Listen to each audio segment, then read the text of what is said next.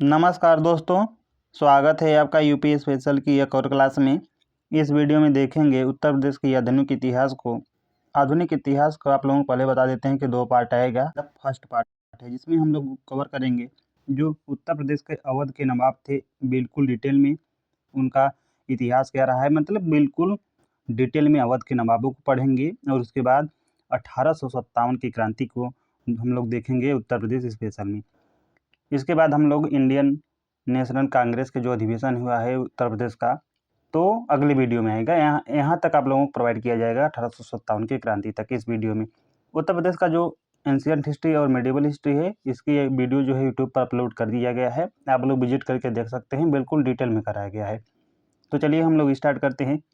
और अगर आप लोगों को वीडियो पसंद आए तो अपने दोस्तों के साथ शेयर जरूर करें तथा चैनल को सब्सक्राइब करके बेल आइकन को ऑन कर लें, ताकि आने वाली सीरीज की हर एक वीडियो का नोटिफिकेशन आप लोगों को सबसे पहले मिले। तो चलिए स्टार्ट करते हैं। हम लोग इस वीडियो में देखेंगे उत्तर प्रदेश के आधुनिक इतिहास को। तो थोड़ा सा ओवरव्यू ले लेते हैं, उसके बाद हम लोग अवध के जो नवाब हुए उन्हें बिल्कुल डिटेल में कवर करेंगे। तो औरंगजेब की मृत्यु के बाद, औरंगजेब की मृत्यु कब होती है? 1707 ईस्वी में। तो इसी की मृत्यु के बाद जो है बाबर द्वारा जो स्थापित मुगल साम्राज्य है, इसके धीरे धीरे क्या होने लगता है, कमज़ोर होने लगता है और अंततः उसका जो है पतन हो गया था। और मुगल साम्राज्य के पतन के बाद 18वीं शताब्दी में जो है उसके अवशेषों पर अनेक जो है रियासतें अस्तित्व में आ गई, जैसे कि अवध के नवाब, इसमें हम लोग देखेंगे। इसके बाद ही, इसके साथ ही जो है 18वीं शताब्दी में जो है यूरोपीय राष्ट्रों के आपसी यानी आपसी जो है संघर्ष की शताब्दी भी थी, जिन्होंने भारत में अपने व्यापारिक और राजनीतिक हितों के लिए जो है प्रवेश किया। और इसी काल में मुगलों का पतन और विदेशी शक्तियों का उदय हुआ था। और यहाँ हम लोग उस समय के जो अवध का राज्य की स्थिति क्या है, इसे बिल्कुल हम लोग देखेंगे, उसका वर्णन करेंगे, जो उत्तर प्रदेश की सीमाओं को प्रतिनिधित्व करते थे। तो चलिए हम लोग अब देख लेते हैं थोड़ा सा अवध के नवाब की जो सूची हैं क्रमानुसार। सबसे पहले सयादत खान, इन्हें बुरहान उल मुल्क भी कहते हैं और इन्हें जो है संस्थापक भी कहते हैं, आप लोग ध्यान रखना है। शासनकाल 1722 से 1739 ईस्वी तक। उसके बाद आते हैं सफदरजंग 1739 से 1754। शुजाउद्दौला आता है 1754 से 1775। हसफुद्दौला आते हैं 1775 से 1797। उसके बाद वजीर अली 1797 से 98। सआदत अली खान 1798 से 1814 ईस्वी तक। उसके बाद आते हैं गाजी उल दीन हैदर अली खान, इनका शासन होता है 1814 से 1827 ईस्वी तक। और नासिर उद्दीन हैदर आते हैं 1827 से 1837 ईस्वी तक। मोहम्मद अली शाह हैं, इनका टाइम पीरियड होता है 1837 से 1842 ईस्वी तक। और अमजद अली शाह 1842 से 1847 ईस्वी तक। और वाजिद अली शाह 1847 से 1856 ईस्वी तक। इसके बाद जो है मतलब कि अवध के नवाब समाप्त हो जाते हैं। तो चलिए हम लोग देख लेते हैं अवध के नवाब 1722 से 1856 ईस्वी तक। तो अवध जो है राज्य मुगल साम्राज्य के पतन के बाद एक स्वतंत्र शक्ति के रूप में उभरा। इस राज्य ने उस समय की जो है राजनीतिक में जो है महत्वपूर्ण भूमिका निभाई। परिणाम स्वरूप इसे जो है ब्रिटिश शक्तियों के कोप का भी सामना करना पड़ा और अंततः अवध भी जो है ब्रिटिश साम्राज्य का शिकार बन गया। तो अवध जो है सबसे पहले कब मतलब कि अस्तित्व में आया था? तो मुगल साम्राज्य के पतन के बाद यह एक शक्ति जो है स्वतंत्र के रूप में उभरा था, जो संपूर्ण उत्तर प्रदेश में फैला। इसी राज्य ने जो है उस समय की जो है राजनीतिक जो में जो है महत्वपूर्ण भूमिका निभाई थी और इसके परिणाम स्वरूप ही ब्रिटिश शक्तियों के कोप के सामना करना पड़ा इसे और अंततः यह साम्राज्य जो है ब्रिटिश साम्राज्य का शिकार बन गया। अवध की सीमाएं काफ़ी विस्तृत थी, जिन्हें हम लोग देख लेते हैं थोड़ा सा। तो पश्चिम में कहाँ से? कन्नौज से लेकर पूर्व में जो है कर्मनाशा नदी जो उत्तर प्रदेश की और बिहार की सीमा भी बनाती है चंदौली में, और यहाँ तक फैला हुआ था। इस प्रकार अवध मराठों और ब्रिटिश साम्राज्यों के बीच एक बफर राज्य यानी बफर स्टेट के रूप में स्थित था। तो ध्यान रखना है कि पश्चिम में जो है कन्नौज से लेकर कर्मनाशा नदी तक इनका साम्राज्य फैला था। इस प्रकार जो अवध है मराठों और ब्रिटिश साम्राज्य के बीच एक बफर राज्य के रूप में भी कार्य किया। अवध का स्वतंत्र राज्य जो है मुगल सम्राट जो है मोहम्मद शाह रंगीला, जो इसका टाइम पीरियड था 1719 से 1748 ईस्वी तक, इसी के शासनकाल में स्थापित हुआ था। तो मोस्ट इम्पॉर्टेंट क्वेश्चन है, क्वेश्चन के रूप में बनता है कि अवध का जो अवध है यह स्वतंत्र रूप से किस मुगल सम्राट के शासनकाल में जो है अस्तित्व में आया या स्थापित हुआ। तो वह मुगल सम्राट था मुहम्मद शाह रंगीला। आप लोगों को ध्यान रखना है, मोस्ट इंपॉर्टेंट क्वेश्चन बनता है। सआदत खां या बुरहान खान, इन्हें जो है अवध का संस्थापक माना जाता है। इन्होंने जो है फैजाबाद या अयोध्या में जो है अपनी एक नई स्वतंत्र रियासत की राजधानी बनाई थी सयादत खान। मोहम्मद शाह ने जो है 1722 से 1720 से माफ़ कीजिएगा 1720 से 1722 ईस्वी तक इन्होंने जो है आगरा का गवर्नर बनाया गया और बुरहान उल मुल्क की उपाधि दी। तो मोहम्मद शाह ने जो है 1720 से 1722 ईस्वी तक इन्हें जो है आगरा का गवर्नर बनाया था और इन्हें जो है बुरहान उल मुल्क की जो उपाधि दी है यह मोहम्मद शाह ही ने दिया है। ये आप लोगों को क्वेश्चन में बनेगा कि जो शहादत खान को बुरहान उल मुल्क की उपाधि किसने दी थी, तो दिया था मोहम्मद शाह रंगीला ने। 1722 ईस्वी में मोहम्मद शाह ने अवध के सूबेदार नियुक्त किया। तो ध्यान रखना है, मोहम्मद शाह ने इन्हें जो है अवध का नवाब कब नियुक्त किया है, तो 1722 ईस्वी में। सआदत खान ने मुगल सम्राट का नाम मात्र ही अधीनता स्वीकार की और एक सक्षम शासक के रूप में भी प्रसिद्ध हुए। उन्होंने प्रशासनिक सुधारों से अवध को एक सशक्त राज्य बना दिया था। अब सफदरजंग देख लेते हैं। तो सआदत खां का दामाद और भतीजा सफदरजंग उनके जो है उत्तराधिकारी बने। तो ध्यान रखना है, सआदत खान जो है इनका जो है दामाद और भतीजा जो होता है सफदरजंग, वो उसके बाद है उनके बाद जो है उत्तराधिकारी बनता है। उन्होंने कुछ समय तक मुगल सम्राट अहमद शाह के वजीर यानी प्रधानमंत्री के रूप में भी कार्य किया है। उन्होंने धार्मिक भेदभाव की नीति को त्याग कर निष्पक्ष शासन किया। उन्होंने जो है यानी इनके शासनकाल में जो है कला, संगीत, संस्कृति एवं साहित्य का भी विकास हुआ। इसी के काल में लखनवी तहजीब, जो लखनवी तहजीब है इसी का विकास हुआ था। तो किसके शासनकाल में, सफदरजंग के शासनकाल में, और जो आज लखनऊ की पहचान है। ये आप लोगों को ध्यान रखना है। अब देख लेते हैं शुजाउद्दौला। टाइम पीरियड 1754 से 1775 ईस्वी तक। शुजाउद्दौला जो है अवध के तीसरे नवाब थे। उन्होंने 1761 ईस्वी में तीसरे पानीपत के युद्ध में मराठों के विरुद्ध जो है अहमद शाह अब्दाली का जो है साथ दिया था। मोस्ट इंपॉर्टेंट एक क्वेश्चन हो जाता है कि 1761 ईस्वी में जो अवध का नवाब था शुजाउद्दौला, इन्होंने जो है अहमद शाह अब्दाली का साथ दिया था जो है मराठों के विरुद्ध, जो पानीपत का तीसरा युद्ध हुआ था। उन्होंने जो है बंगाल के अपदस्थ नवाब मीर कासिम को अपना राज्य में शरण दी थी। इसके परिणाम स्वरूप उन्होंने अंग्रेज के विरुद्ध बक्सर के युद्ध जो 1764 ईस्वी में हुआ था, इसमें भी भाग लिया था।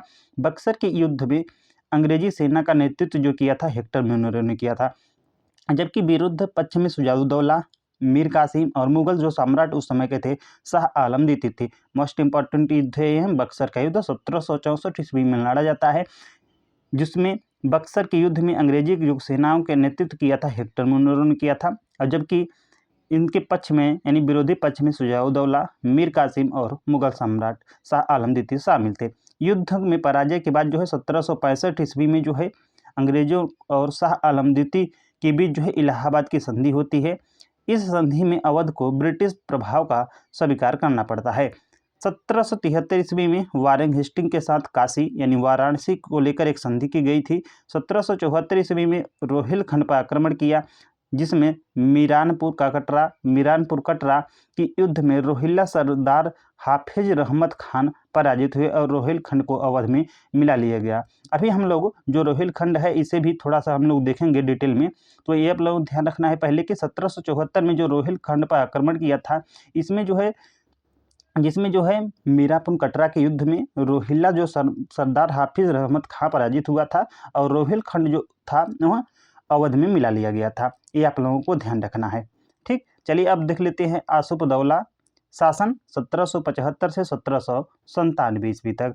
1775 में उन्होंने जो है फैजाबाद से राजधानी जो है लखनऊ स्थानांतरित की थी। मोस्ट इंपॉर्टेंट क्वेश्चन हो गया। क्वेश्चन के रूप में बनता है कि अवध का कौन सा नवाब था जिसने अपनी राजधानी फैजाबाद से लखनऊ स्थानांतरित की थी, तो था आसफुद्दौला 1775 ईस्वी में।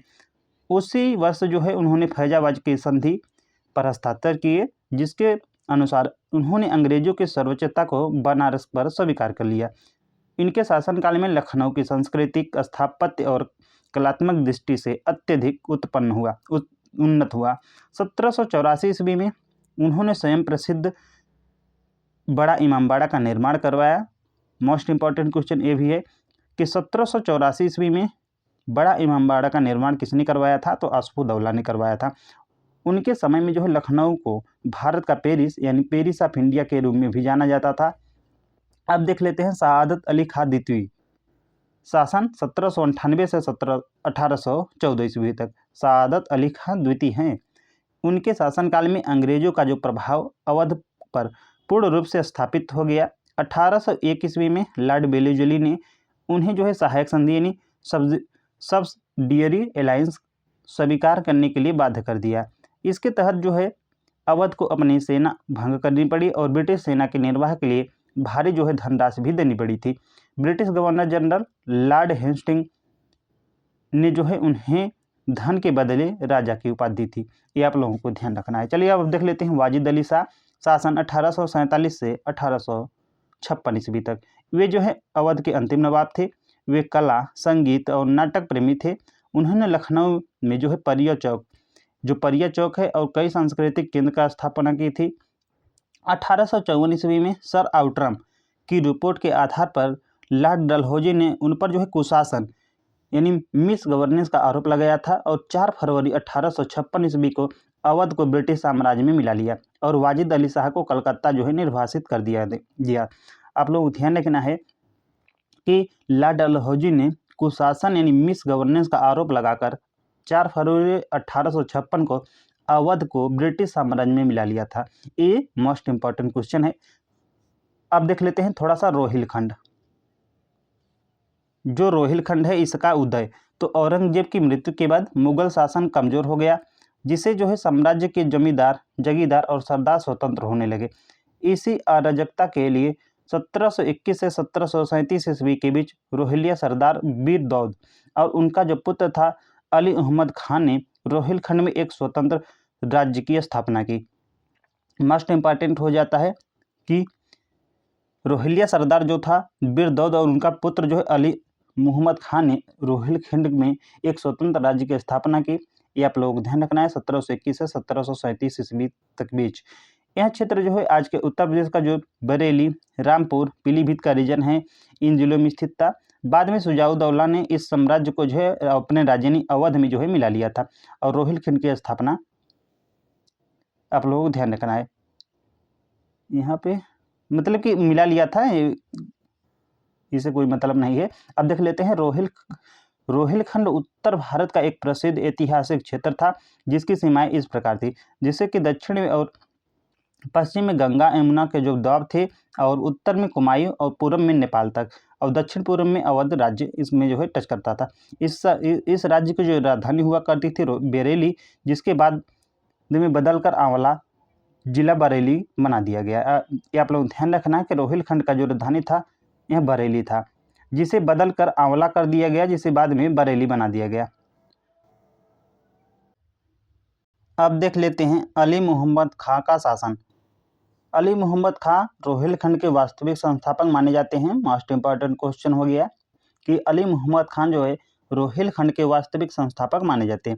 1721 से 1737 ईस्वी के बीच उनके पिता बीर दौद खां रोहिल्ला के बाद उन्होंने इस क्षेत्र पर अपनी जो है सत्ता स्थापित की थी। नादिर शाह के आक्रमण के बाद यानी जो नादिर शाह का आक्रमण हुआ था 1739 ईस्वी के समय, मुगल सम्राट की कमजोरी का लाभ उठाते हुए उन्होंने अपने शासन का क्षेत्र जो है विस्तार कर लिया था। उन्होंने अपने नियंत्रण के क्षेत्र में सम्मिलित किए थे, जैसे कि बरेली, मुरादाबाद का संपूर्ण क्षेत्र, हरदोई बंदायूं का कुछ भाग और पीलीभीत, बिजनौर और कुमायूं का जो रीजन है।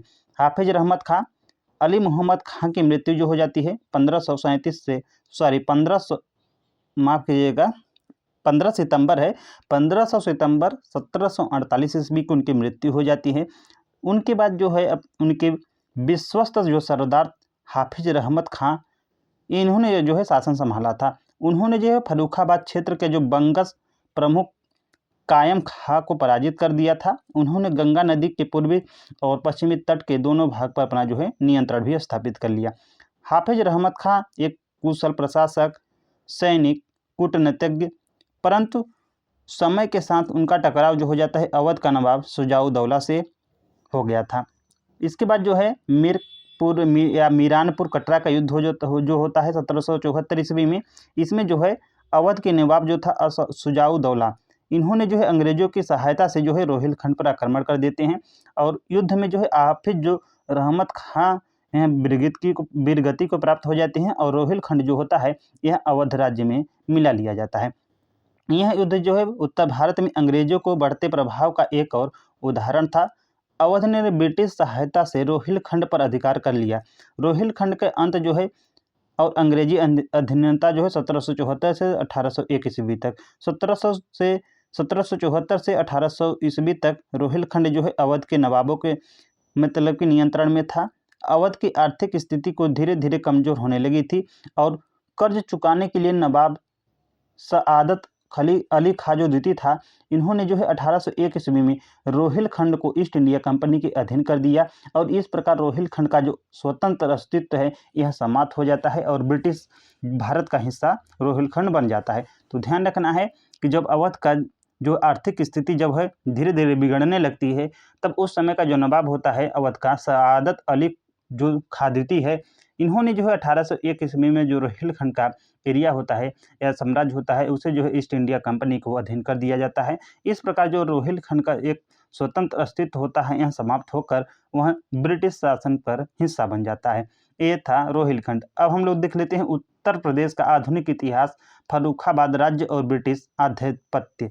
तो फर्रुखाबाद यह जो है 18वीं शताब्दी में जब मुगल साम्राज्य का पतन प्रारंभ हुआ था, तब मुगल सम्राट जो उस समय का था फर्रुखसियर, शासन 1713 से 1719 ईस्वी के मध्य होता है और मोहम्मद शाह 1719 से 1748 ईस्वी तक जिसका शासन होता है। शासनकाल में जो है वर्तमान अलीगढ़ और कानपुर के बीच जो स्थित है फर्रुखाबाद नामक जो है जागीर एक स्वतंत्र राज्य का रूप ले लिया था। तो फर्रुखाबाद जो है यह जो है एक स्वतंत्र राज्य बनता है कब, ये आप लोगों को ध्यान रखना है कि उस समय जो सम्राट था फर्रुखसियर, जिसका टाइम पीरियड होता है 1713 से 1719 और मोहम्मद शाह 1719 से 1748 ईस्वी तक, इसी के शासनकाल में वर्तमान जो अलीगढ़ और कानपुर के बीच जो स्थित रीजन होता है फर्रुखाबाद नामक, इसका जो जागीर को एक स्वतंत्र राज्य बना दिया जाता है 18वीं शताब्दी में।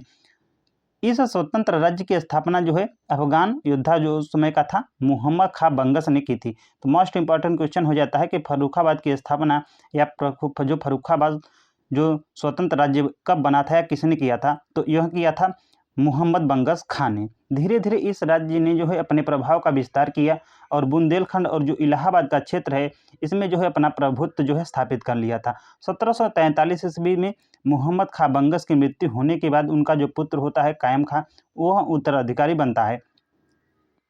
बाद में रोहिल्ला शासक हाफिज रहमत खां ने कायम खां को पराजित कर इस राज्य को जो है रोहिलखंड में मिला लेता है। तो ध्यान रखना है रोहिलखंड में मिलाता है उस समय का जो शासक होता है मतलब कि कायम खां को पराजित करता है जो हाफिज रहमत खां, और इन्होंने ही रोहिलखंड का जो एरिया होता है उसे अवध में मिला लेते हैं।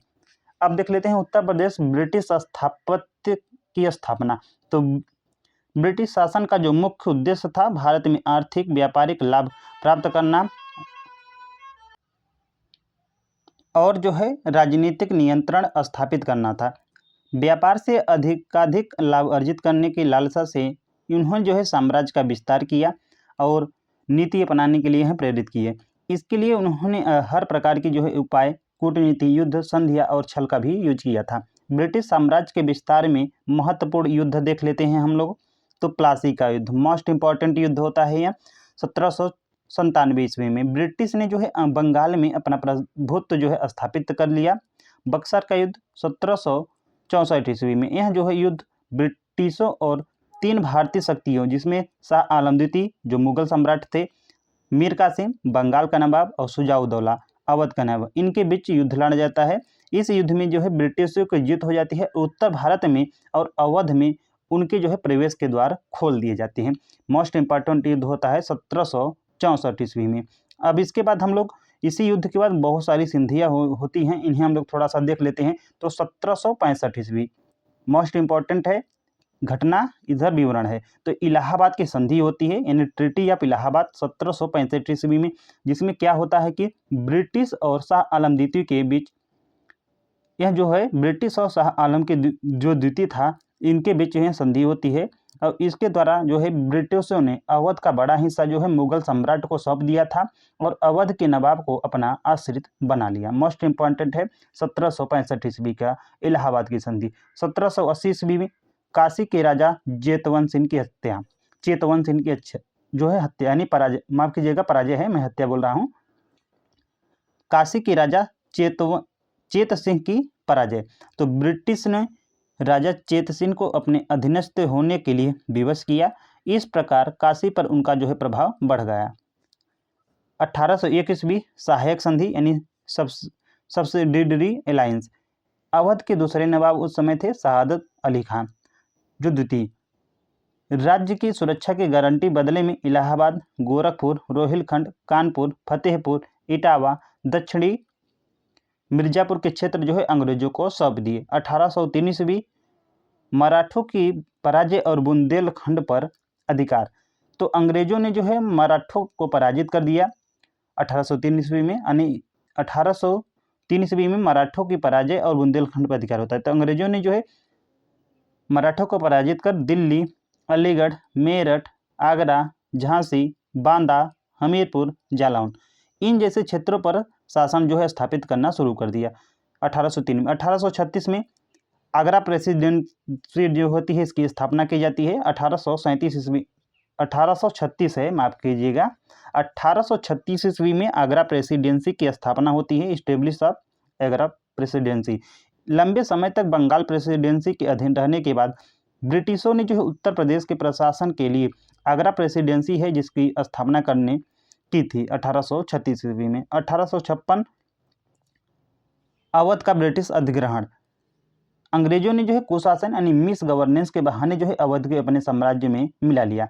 1858 क्वीन विक्टोरिया की युद्धघोषणा यानी क्वीन प्रोक्लेमेशन। 1 नवंबर 1858 को इलाहाबाद यानी प्रयागराज जिसे वर्तमान में कर दिया है, यहीं पर जो है लॉर्ड कैनिंग ने क्वीन विक्टोरिया की युद्धघोषणा पढ़ी। इसके बाद भारत का जो प्रशासन जो है ईस्ट इंडिया कंपनी से ब्रिटिश क्राउन को सौंप दिया गया। मोस्ट इंपॉर्टेंट है 1858 ये पूछता है क्वेश्चन के रूप में कि ब्रिटिश क्राउन यानी ईस्ट इंडिया कंपनी जो है यह भारत में जो है अपनी जो है सत्ता को मतलब ब्रिटिश क्राउन को सौंप दिया था। तो 1858 ईस्वी में आप लोगों को ध्यान रखना है।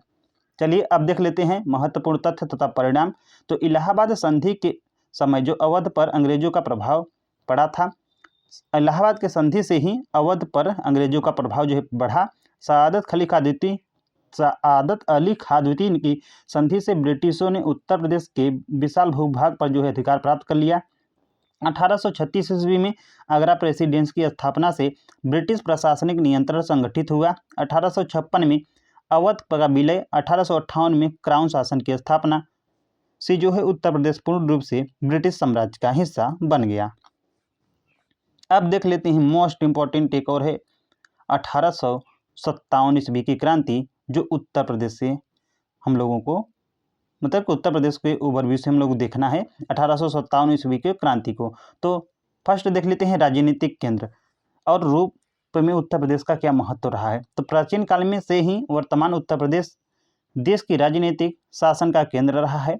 भारत में प्रथम स्वतंत्रता संग्राम 1857 ईस्वी की जो क्रांति शुरुआत इसी राज्य के जो मेरठ से हुई थी। तत्कालीन कारण क्या था? तो इस क्रांति का जो तत्कालीन कारण था कारतूसों में गाय और सूअर की चर्बी का प्रयोग होना, जैसे हिंदू और मुस्लिम दोनों के सैनिक जो है यह धार्मिक भावनाएं आहत हुई थी, यह तत्कालिक कारण था। और मुख्य कारण क्या था? तो हालांकि इस आंदोलन का जो असली कारण और गहरा क्या रहा था कि ब्रिटिशों की राज्य हरण जो नीति थी यानी पॉलिसी ऑफ एनेक्सेशन और आर्थिक घोषणा यानी इकोनॉमिक एक्सप्लोनेशन, यह होता है मुख्य कारण। आप लोगों को ध्यान रखना है। प्रारंभिक जो घटनाएं होती हैं तो 26 फरवरी 1857 को बरहामपुर कलकत्ता प्रेसिडेंसी के पास 19वीं नेविट इंटरफेक्टिक ने कारतूसों को उपयोग करने से इनकार कर दिया, जिसे बलपूर्वक दबाया गया। 29 मार्च 1857 को बैरकपुर की जो 34वीं नेटिव इन्फेंट्री से इनमें जो है मंगल पांडे ने विद्रोह कर दिया। 9 मई 1857 को मेरठ के मेरठ में जो है 85 भारतीय सैनिकों को कारतूसों के प्रयोग से इनकार करने पर बेइज्जती कर जंजीरों में बांधकर जेल भर दिया गया। 10 मई 1857 को मेरठ में सैनिकों ने खुलेआम विद्रोह कर दिया, जेल से साथियों को छुड़ाया, अंग्रेजों अधिकारियों की हत्या की और दिल्ली को और जो है कुचल कर मतलब दिल्ली की ओर चलने लगे। उसके बाद 5वां है दिल्ली विद्रोह। तो 11 मई 1857 को दिल्ली पर जो है भारतीय सैनिकों ने कब्जा कर लिया। 12 मई 1857 अंतिम मुगल सम्राट उस समय के थे शाह आलम थे, इन्हों को जो है भारत का सम्राट घोषित कर दिया। इसके बाद एक प्रशासनिक समिति यानी जलसा समिति बनाई गई, जिसमें जो है 4 नागरिक 6 सैनिक सदस्य थे।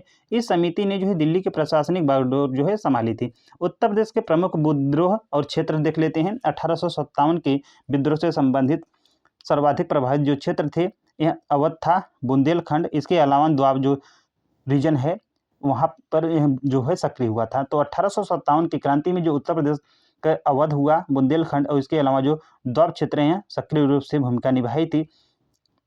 मुख्य विद्रोह नेता देख लेते हैं। तो लखनऊ मोस्ट इम्पॉर्टेंट, अवधि 4 जून 1857 से 1 मई 1858 तक। नेता इस समय के थे बेगम हजरत महल, यानी इन्होंने ही जो है लखनऊ का मतलब कि नेतृत्व किया था। और दमन किसने किया था, यानी हराया था, आप लोग कह सकते हैं कि कालिन कैंपबेल ने, यानी जो नेतृत्व करता था बेगम हजरत महल और हराया कैंपबेल ने, यानी कॉलिन कैंपबेल ने। कानपुर अवधि 5 जून 1857 से 15 मार्च 1858 तक। नेता नाना साहब, मुख्य नेता और तात्या टोपे, यानी 2 नेता होते हैं, नाना साहब मुख्य नेता और तात्या टोपे। इन्हें जो है दमन किया जाता है कॉलिन कैंपबेल और हेवलॉक के द्वारा। झांसी 5 जून 1857 से 4 अप्रैल 1858 तक। नेता रानी लक्ष्मीबाई और जो दमन करता है हीरोज, मोस्ट इंपॉर्टेंट है हीरोज। इसके बाद इलाहाबाद अवधि 20 जून 1857 से 10 जून 1858। नेता लियाकत अली खान और दमन करता है कर्नल नील, मोस्ट इंपॉर्टेंट है, ये आप लोग ध्यान रखना है। कर्नल नील वाराणसी या बनारस अवधि 2 जुलाई 1857 से 15 जून 1858 तक। नेता सेना और आम जनता थी इसमें, कर्नल नील इसमें भी दबाया था, मतलब कि दमन करता है। उसके बाद फतेहपुर, नेता अजीमुल्ला और दमन करता है जनरल रेनर्ड। फैजाबाद अयोध्या से मोस्ट इंपॉर्टेंट एक और आ गया, मौलवी अहमदुल्ला और जनरल रेनर्ड ने यह जब आया था, यानी फैजाबाद अयोध्या से नेतृत्व किया था मौलवी अहमदुल्ला ने, और जनरल रेनर्ड ने इस दमन मतलब कि इसको विद्रोह को जो है दबाया था, यानी दमन किया था। बरेली नेता खान बहादुर खां और बकत खां, दमन किया था बिसेंट आयन ने। कालपी यहाँ से जो नेता थे तात्या टोपे, मथुरा से देवी सिंह। उसके बाद मेरठ से राजा कदम सिंह और बागपत से नेता शाहमल, और गोरखपुर से जो होते हैं नेता गजाधर, और दिल्ली से जनरल बखत खां ने मोर्चा संभाला था। ये हमारे लिए इम्पॉर्टेंट नहीं है दिल्ली, लेकिन आप लोग 13 जो है इसे जो है याद कर लीजिएगा। चलिए अब देख लेते हैं ब्रिटिशों की प्रक्रिया, यानी ब्रिटिश काउंटर एक्शन। तो ब्रिटिशों ने इस विद्रोह को कुचलने के लिए अपनी जो है पूरी शक्ति झोंक दी थी। इलाहाबाद को अपना जो है आपातकालीन मुख्यालय भी बना लिया था। मुख्य युद्ध परिणाम, तो जून 1857 ईस्वी को दिल्ली में जनरल बकत खां और जॉन निकोलस के बीच जो है युद्ध हुआ था। ब्रिटिशों ने जो है दिल्ली पर पुनः कब्जा कर लिया और बहादुर शाह दिल्ली को जो है बंदी बनाकर रंगून भेज दिया गया। रंगून बर्मा में पड़ता है। 6 नवंबर 1857 को तात्या टोपे के नेतृत्व में ग्वालियर रेजिमेंट ने कानपुर पर कब्जा कर लिया, लेकिन 6 दिसंबर 1857 को जो है सर कॉलिन कैंपबेल ने कानपुर पर फिर से जीत लिया। 21 मार्च 1858 कैंपबेल ने लखनऊ पर कब्जा कर लिया। बेगम हजरत महल नेपाल भाग गई। 4 अप्रैल 1858 सर हीरोज ने झांसी पर कब्जा कर लिया। रानी लक्ष्मीबाई तात्या टोपे की सहायता से ग्वालियर पहुंच गई। 17 जून 1858 को रानी लक्ष्मीबाई जो है युद्ध में वीरगति प्राप्त हो जाती है। 5 मई 1858 को जो है बरेली को सर कॉलिन कैंपबेल ने पुनः जो है जीत लिया था। जून 1858 को बनारस और प्रयागराज को कैप्टन नील ने कब्जे में ले लिया। परिणाम क्या हुआ, तो 1857 की क्रांति को ब्रिटिशों ने 1858 तक दबा दिया, परंतु इसने जो है पूरे देश में स्वतंत्रता की चेतना, राष्ट्रीयता की भावना को जन्म दिया। यही आंदोलन आगे चलकर भारत की आज़ादी की नींव बनी। अब देख लेते हैं 1857 की क्रांति के बाद हुए परिवर्तन। तो शासन परिवर्तन यानी चेंज ऑफ रूल। तो 1857 की क्रांति के तुरंत बाद ब्रिटिश सरकार ने जो है ईस्ट इंडिया कंपनी से भारत पर शासन करने का अधिकार जो है यहाँ छीन लिया। आप लोगों को ध्यान रखना है। क्वीन विक्टोरिया की घोषणा तो 1 नवंबर 1858 को इलाहाबाद अब प्रयागराज कर दिया गया है। यहीं पर जो आयोजित होता है एक दरबार, जिसमें लॉर्ड कैनिंग ने रानी विक्टोरिया की जो है घोषणा पढ़ी थी। मोस्ट इंपॉर्टेंट होता है, ये आप लोगों को ध्यान रखना है। इसे इस घोषणा में क्या कहा गया था देख लेते हैं थोड़ा सा। तो अब जो है भारत पर शासन ब्रिटिश क्राउन के अधीन यानी secretary of state of India तथा 15 सदस्यीय जो परामर्श परिषद एडवाइजरी काउंसिल के माध्यम से किया जाएगा। ये आप लोगों को ध्यान रखना है। और भारत के गवर्नर जनरल को अब वायसराय की उपाधि दे दी गई थी। लॉर्ड कैनिंग जो है भारत के प्रथम वायसराय बने थे। अब प्रशासनिक परिवर्तन देख लेते हैं यानी एडमिनिस्ट्रेटिव चेंज। तो 1858 में दिल्ली डिवीजन को उत्तर पश्चिमी प्रांत यानी नॉर्थ वेस्ट प्रोविजन से अलग कर दिया गया और प्रांत की राजधानी आगरा से जो है इलाहाबाद स्थानांतरित कर दी गई। मोस्ट इंपॉर्टेंट है, आप लोगों को ध्यान रखना है इसे। उस समय उत्तर प्रदेश में जो है 2 भागों में बटा हुआ करता था। फर्स्ट है उत्तर पश्चिमी प्रांत नॉर्थ वेस्ट प्रोविंस, और इसके बाद अवध। इन दोनों पर जो है क्रमशः एक लेफ्टिनेंट गवर्नर और मुख्य जो है आयुक्त यानी चीफ कमिश्नर शासन करते थे। 1857 के बाद राष्ट्रवाद का विकास हुआ और उसके बाद धार्मिक सामाजिक सुधार आंदोलन का प्रभाव देख लेते हैं यानी इम्पैक्ट रिफॉर्म मूवमेंट। तो 1857 के बाद भारत में अनेक धार्मिक और सामाजिक जो है सुधार आंदोलनों, शिक्षा के प्रचार, समाज पत्रों एवं पत्रिकाओं ने जो है राष्ट्रवाद की भावना को जो है विकसित कर दिया। हिंदी साहित्यिक और पत्रकारिता का योगदान देख लेते हैं। तो भारतेंद्र हरिश्चंद्र कवि वचन सुधा 1867 ईस्वी में, हरीश मैगनीज 1873 ईस्वी में वाराणसी से प्रकाशित किए थे। बालकृष्ण भट्ट ने हिंदी प्रदीप 1873 में पत्र निकाला। इन पत्र पत्रिकाओं ने जो है हिंदी भाषा और राष्ट्र जो भक्ति है इस पर जो है बल दिया था। मोस्ट इंपॉर्टेंट हो जाएगा हिंदी साहित्य और पत्रकारिता का 1857 में योगदान था। देवबंद आंदोलन मोस्ट इंपॉर्टेंट होता है 1866 ईस्वी में जो होता है। तो मोहम्मद कासिम नानौतवी और रशीद अहमद गंगोही ने 1866 ईस्वी में देवबंद उत्तर प्रदेश में एक इस्लामी मदरसा की स्थापना की थी। इस मदरसे ही दारुल उलूम देवबंद आंदोलन भी, मतलब कि इस मदरसे से ही जो दारुल उलूम देवबंद आंदोलन है यह प्रारंभ होता है। उद्देश्य क्या था? तो कुरान हदीस की जो शुद्ध शिक्षा देना था, विदेशी शासन के विरुद्ध जो है जिहाद का आह्वान करना था। अलीगढ़ आंदोलन देख लेते हैं। तो इसके संस्थापक थे सर सैयद अहमद खान जी। उन्होंने जो है मुसलमानों में जो है आधुनिक शिक्षा का प्रसार किया। प्रमुख संस्थान और योगदान तो साइंटिफिक सोसाइटी जो 1864 ईस्वी में स्थापना होती है। अलीगढ़ मुस्लिम एंग्लो ओरिएंटल कॉलेज 1875 ईस्वी में, जो आगे चलकर अलीगढ़ मुस्लिम विश्वविद्यालय बना था। ये आप लोग ध्यान रखना है। सर सैयद अहमद खान जी ने साइंटिफिक सोसाइटी 1864 ईस्वी, अलीगढ़ मुस्लिम एंग्लो ओरिएंटल कॉलेज 1875 ईस्वी में, और यही कॉलेज आगे चलकर अलीगढ़ जो मुस्लिम यूनिवर्सिटी यानी AMU बना। पत्र पत्रिकाएं तो तहजीब उल अखलाक, राजभुक्त मुसलमान, उन्होंने असबाब ए बागवत ए हिंद जो 1859 नामक पुस्तक लिखी थी। 1857 की क्रांति पर लिखी पहली भारतीय भाषा उर्दू की यह पुस्तक है। आप लोग ध्यान रखना है, असबाब ए बगावत ए हिंद। एनी बेसेंट का योगदान देख लेते हैं। तो 1898 है, हाँ 1898 ईस्वी में एनी बेसेंट ने सेंट्रल हिंदू कॉलेज बनारस में स्थापित किया। बाद में पंडित मदन मोहन मालवीय के प्रयासों से यह कॉलेज 1916 ईस्वी में बनारस हिंदू जो विश्वविद्यालय यानी BHU बना दिया गया। गुरुकुल गांगड़ी हरिद्वार, स्वामी श्रद्धानंद और मुंशी राम लेखपाल ने जो है इसकी स्थापना की थी। इसका उद्देश्य था वैदिक शिक्षा और भारतीय संस्कृति का पुनरुद्धार करना। अब नेक्स्ट देख लेते हैं राधा स्वामी सत्संग 1861। शिव दयाल साहब ने जो है आगरा में जो है इसकी स्थापना करने की थी। यह जो है एक आध्यात्मिक आंदोलन था जिसने मानवता, सत्ता और आत्मज्ञान पर बल दिया था। तो गाइज यहाँ तक था फर्स्ट पार्ट। आप लोगों को कमेंट बॉक्स में बताना है कि वीडियो कैसा लगा। सेकेंड पार्ट में आप लोगों को मिलेगा जो INC है, इंडियन नेशनल कांग्रेस। उसके बाद जो कुछ बचा रहेगा आप लोगों को कंप्लीट करा दिया जाएगा। यानी 7 लेक्चर में आप लोगों को जो है कंप्लीट उत्तर प्रदेश का जो है हिस्ट्री डिलीवर कर दिया गया है। आप लोग एक बार इसके नोट बना लीजिए, क्योंकि नोट बनाएंगे तभी आप लोगों को बेनिफिट होगा, क्योंकि बिल्कुल डिटेल में कराया गया है। आप लोग कहीं से पढ़िए, इसी प्रकार के आप लोगों को नोट्स दिया जाएगा। ज़्यादा से ज़्यादा आप लोग नोट करिए, उसके बाद रिवीजन करिए। मिलते हैं नेक्स्ट वीडियो में। Thanks for watching.